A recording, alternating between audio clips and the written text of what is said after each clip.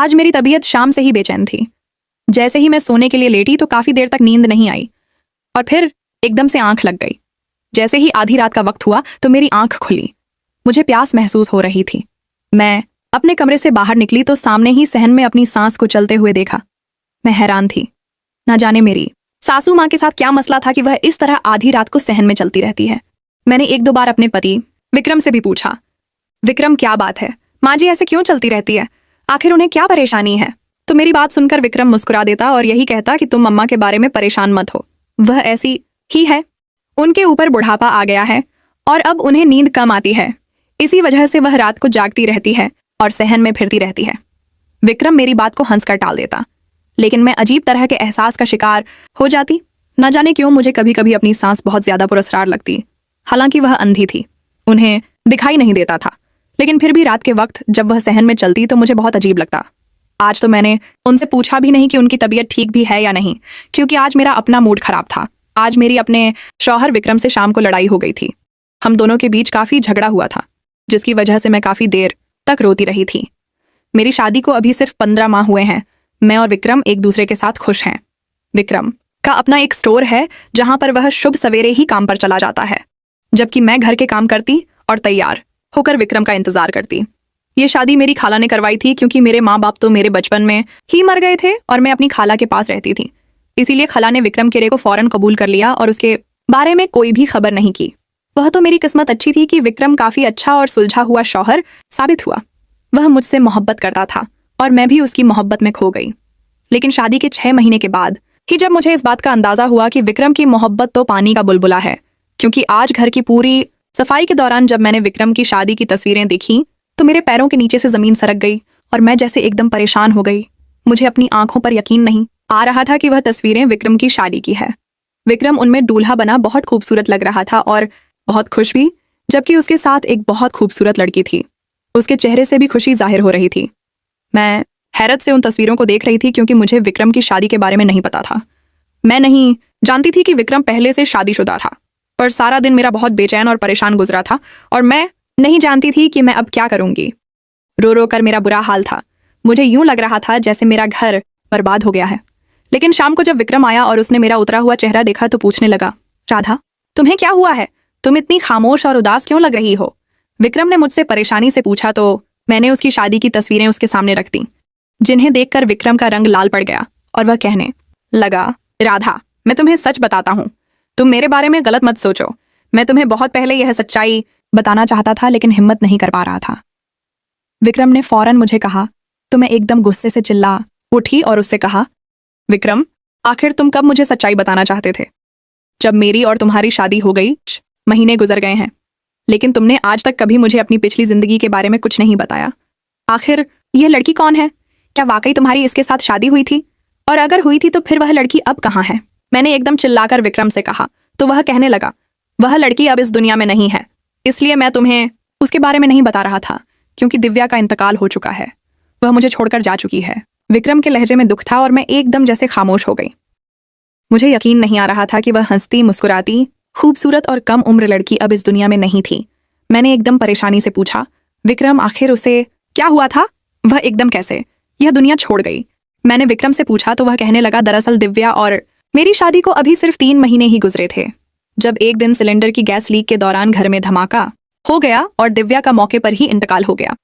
मेरे लिए यह सदमा बहुत बड़ा था, क्योंकि दिव्या पेट से थी और वैसे भी वह मुझे बहुत पसंद थी।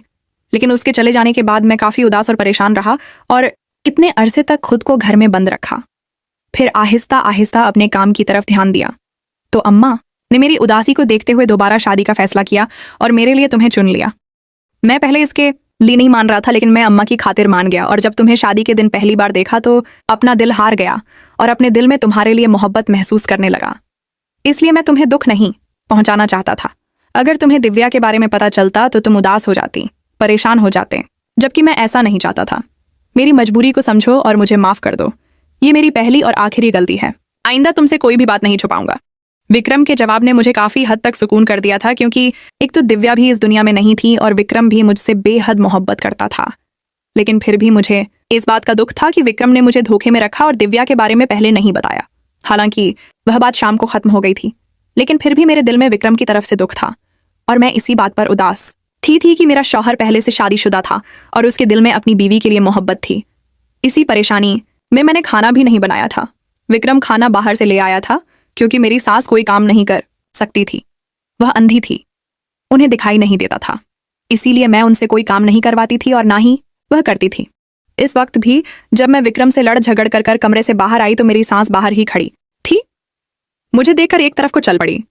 मुझे अजीब सा एहसास हुआ। मैं नहीं जानती थी कि मेरी सास अंधी कैसे हुई, लेकिन इस बात का मुझे अफसोस होता था कि माँ जी को नजर नहीं आता और वह छड़ी पकड़कर और काला चश्मा पहनकर घर में फिरती रहती है। लेकिन एक बात बहुत अजीब थी, माँ जी हर इतवार को अपनी नौकरानी के साथ कहीं जाती थी और जब मैंने विक्रम से इस बारे में पूछा तो वह कहने लगा कि अम्मा घर पर बैठकर तंग आ जाती हैं, इसलिए इतवार को जरा बाहर निकल जाती है। मुझे उनके जाने पर कोई एतराज नहीं था, लेकिन मैं हैरान होती थी कि अम्मा घर पर रहकर कभी मुझसे कोई बात नहीं करती थी, लेकिन हर इतवार को वह घर से लाजमी बाहर जाती थी। तो फिर वह किसी और के साथ क्या बात करती होंगी, और यही बात मुझे हैरान करती थी। अब की बार भी अम्मा इतवार को अपनी नौकरानी को लेकर घर से चली गई। अम्मा जब इतवार को जाती थी तो काफी घंटों के बाद घर वापस आती थी और उस वक्त काफी थकी होती थी। मुझे बहुत अजीब लगता कि अम्मा घर से बाहर क्या करने जाती हैं और फिर इतनी थकी हुई क्यों वापस आती है, जबकि अम्मा के मामले में विक्रम मेरी कोई बात नहीं सुनता था और ना ही अम्मा के बारे में ज्यादा बात करता था। आज भी इतवार था और अम्मा आज भी 10 बजे अपनी नौकरानी के साथ कहीं चली गई थी। मुझे भी घर का कुछ सामान लेना था, इसलिए मैं अम्मा के जाने के थोड़ी देर के बाद घर का सारा काम खत्म करके बाजार की तरफ निकली। मार्केट से कुछ सामान लिया और जैसे ही घर की वापसी की तरफ कदम बढ़ाए तो सामने ही अम्मा और उनकी नौकरानी जा रहे थे। अम्मा ऐसे चल रही थी जैसे कोई आम इंसान चलता है। ना तो उन्होंने काला चश्मा लगा रखा था और ना ही उनके हाथ में स्टिक पकड़ी हुई थी। मैं बेहद हैरान हुई और सोचा अम्मा आखिर कहाँ जा रही है, आखिर वह चश्मा और स्टिक के बिना कैसे चल रही है। मैं बेहद हैरान हुई और उनके पीछे चलने लगी। मेरा इरादा उनका पीछा करने का नहीं था, लेकिन इस वक्त मुझे बेहद हैरत थी और मैं यह जानना चाहती थी कि अम्मा कहाँ जाती हैं और क्या करती हैं। तभी मैं उनके पीछे चलते हुए काफी आगे तक आ गई। अम्मा ने काफी रास्ता पैदल ही गुजार दिया था और अब वह चलते चलते जंगल में आ गई थी। मैं बेहद हैरान हो गई थी, आखिर अम्मा का जंगल में क्या काम है। अम्मा के पीछे चलकर मैं थक चुकी थी। मेरे हाथ में सामान था और पैर भी दर्द करने लगे थे, लेकिन मैंने सोच लिया था कि आज मैं अम्मा का राज्य जानकर ही रहूंगी, इसीलिए उनके पीछे पीछे जंगल में आ गई। अम्मा जंगल में आकर एक जगह पर बैठ गई।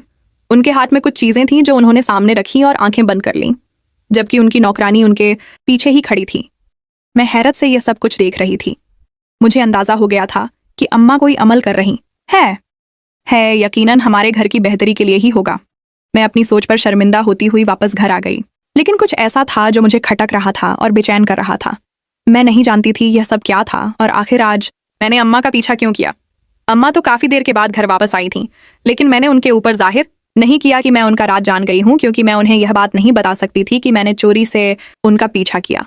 लेकिन अम्मा जब घर पर आई तो उनके चेहरे पर चश्मा लगा हुआ था और हाथ में स्टिक पकड़ी हुई थी। इस बात ने एक बार फिर मुझे शक में डाल दिया था और मैं हैरान हो रही थी कि फिर अम्मा यह क्या ड्रामा कर रही है। क्या वाकई अम्मा अंधी भी है या नहीं? और यही बात रात को मैंने विक्रम से पूछ ली। विक्रम का मूड बहुत अच्छा था और इस वक्त वह मेरे साथ बड़े अच्छे अंदाज में बातें कर रहा था। आज तो वह आइसक्रीम भी लेकर आया था। तभी अचानक मैंने विक्रम से पूछा, विक्रम, आखिर अम्मा की आंखों को क्या हुआ था? वह अंधी कैसे हुई? मैंने विक्रम से पूछा तो वह कहने लगा, दरअसल जब घर में गैस सिलेंडर की लीकेज की वजह से धमाका हुआ था तो दिव्या का इंतकाल हो गया था और मेरी माँ की उस हादसे में आंखें चली गई थीं। अम्मा हमेशा के लिए अंधी हो गई थी। उस दिन के बाद से अम्मा की आंखों की रोशनी खत्म हो गई थी। मेरे लिए तो दोहरा था, एक तो मैंने दिव्या को खो दिया था और दूसरा मेरी माँ अंधी हो गई थी। लेकिन अम्मा ने वह वक्त बहुत सब्र और हौसले के साथ गुजारा था। विक्रम की बात सुनकर मैं चुप सी हो गई। ना जाने क्यों मेरे दिल में शक था कि अम्मा अंधा होने का नाटक करती हैं। वह अंधी नहीं है, क्योंकि कई बार मुझे उनकी नजरें अपने वजूद पर महसूस होती हैं और मैं जैसे अपने आप में ही सिमट सी जाती थी। अम्मा की गहरी नजरें मेरे वजूद के आर पार हो जाती और मुझे यूं लगता जैसे वह मुझे देख सकती है। और फिर उस दिन बाजार में भी अम्मा जैसे चल रही थी। वह इसी बात का इशारा था कि अम्मा को सब कुछ दिखाई देता है, लेकिन ना जाने क्यों अम्मा ने झूठ बोल रखा था और विक्रम भी उनकी सच्चाई के बारे में नहीं जानता था। इन्हीं दिनों में मुझे खबर मिली कि मैं प्रेग्नेंट हूं और जल्द ही मेरे आंगन में एक बच्चा होगा। ये खबर सुनकर मेरी खुशी की कोई इंतहा नहीं थी, क्योंकि कुछ हफ्ता फिर माँ हो गए थे और अभी तक मैं एक बार भी हामिया नहीं हुई थी। यह खबर सुनकर विक्रम भी बेहद खुश था और उसके तो जैसे पैर ही जमीन पर नहीं टिक रहे थे। जबकि मेरी सासू माँ का अंदाज कुछ ठंडा सा लगा था, क्योंकि वह उस तरह खुशी का इजहार नहीं कर सकी थी जैसे